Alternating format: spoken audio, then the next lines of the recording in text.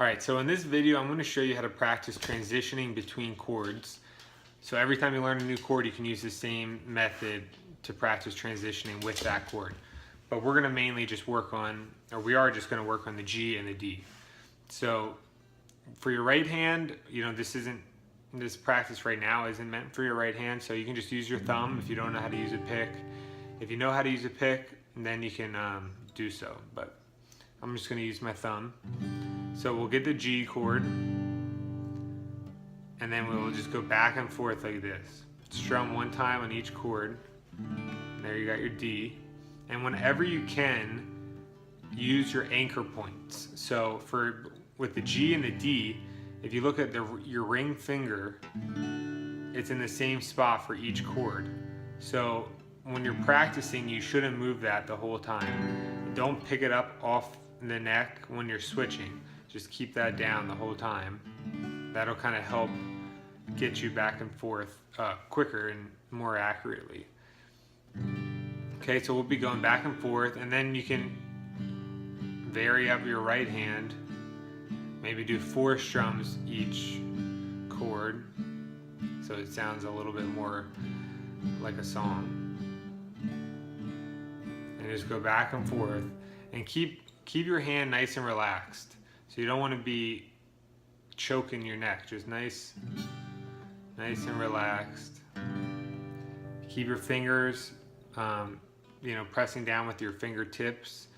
Try to keep, see how my fingers are kind of close to the fret, but they're not on top.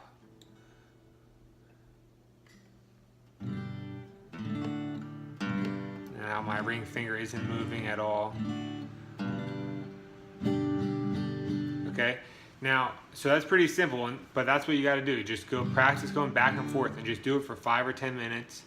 You can do it while you're watching TV or something, and just focus on that. Get the transition down, because that way when you're ready to learn the song, it's a lot easier. Do the same thing whenever you learn new chords.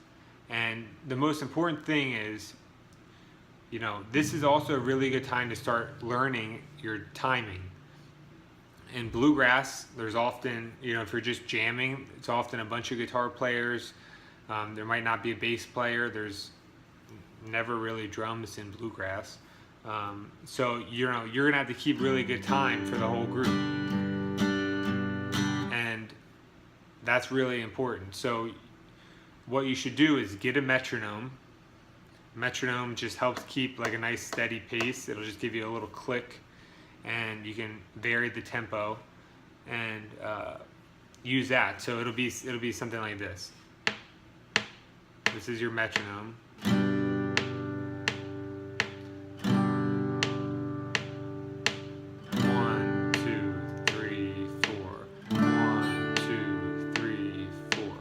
1, and just keep going like that.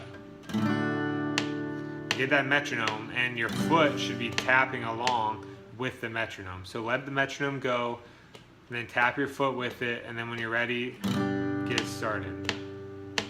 And if you do this every time you learn a new chord, like when you learn the G, you'll build better timing, and you'll be a lot better, so that when we're ready to go play a song, you don't have to worry about going back and forth between the chords. All right, so work on that. Use this whenever you learn a new chord.